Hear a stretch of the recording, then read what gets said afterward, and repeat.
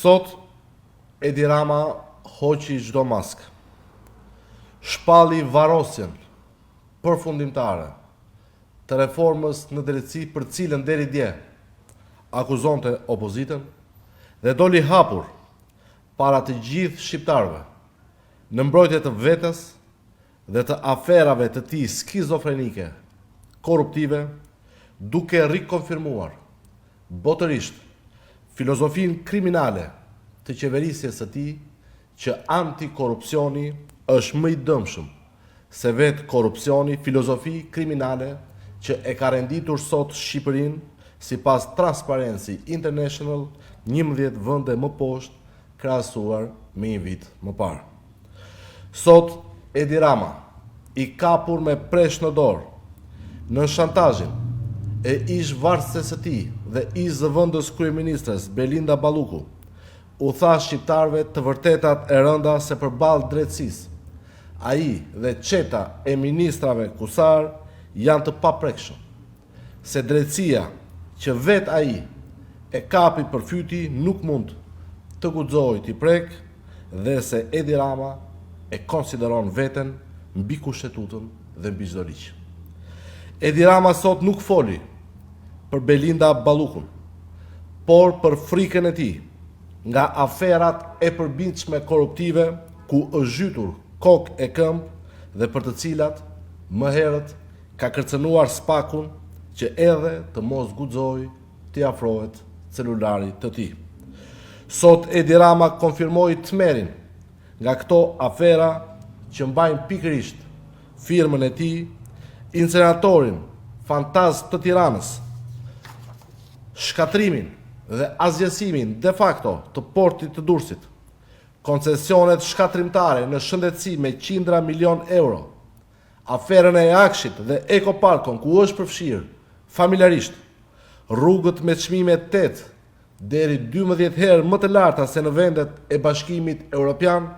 që po shkërmoqen në të 4 anët e vendit dhe që për nga standardet e punimeve as nuk krahasohen me rrugët, tunelet dhe veprat e mëdha infrastrukturore të ndërtuara shumë herë më lirë dhe me cilësi shumë fish më të lartë nga Ilir Meta dhe Sali Berisha, rrugë dhe vepra që kanë mbi 3 dekada, që qëndrojnë në këmbë, ndryshe nga rrugët e Florinta të dyshes Rama Balluku, që u shëmbën ende pa u inauguruar. Edi Rama foli sot për Belinda Ballukun edhe në emër të gjoja prezumimit të pafajësisë, ndërsa është po ky kryedut që për kundërshtarët e tij politik, Ilir Meta dhe Sali Berisha, i bënte thirrje publike spakut nga tribuna e asamblesë së Partisë Socialiste për t'i arrestuar pa pyetur askënd për këtë parim të shtetit të së drejtës. Edi Rama rikonfirmoi sot se ka lepurin në bark edhe nga drejtësia e tij, që ende nuk e ka thirrur për ta marrë në pyetje për bonusin 8%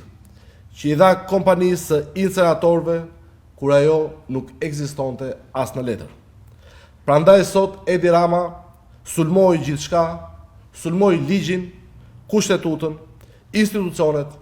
dhe në veçanti të gjithë shqiptarët. Por ky nuk është thjesht dhe vetëm një sulm ndaj drejtësisë, por është një sulm ndaj çdo shqiptari, ndaj dinjitetit, lirive dhe së drejtës së tyre për një shtet ku ligji duhet të jetë i barabartë për të gjithë. Mesazhi i Edi Ramës sot ishte i qartë. Shqipëria dhe qeveria janë shkrirë në një, ku ndërkohë është krejt e kundërta, sepse ministrët, drejtorët dhe patronazhistët, të gjithë ata që vjedhin nga mëngjesi në darkë për llogaritë të tij, sipas Edi Ramës, nuk duhet të ndëshkohen. Ku ndërkohë qytetarët sot burgosen edhe për një parkim dyfish. Ndaj përgjigja e sovranit, ndaj narko kryeministrit, duhet jetë po aq e qartë dhe se asnjë pushtet nuk mund të jetë mbi sovranin dhe mbi ligjin. Tani fjala u takon qytetarëve. të cilët në 12 mars do të thonë qartë dhe me zë të lartë revoltën dhe zemëratën e tyre para parlamentit të aneksuar totalisht nga krimi dhe korupcioni dhe të shndruar tani më në një noter të aferave mafioze, korruptive dhe kriminale të Edi Ramës. Faleminderit.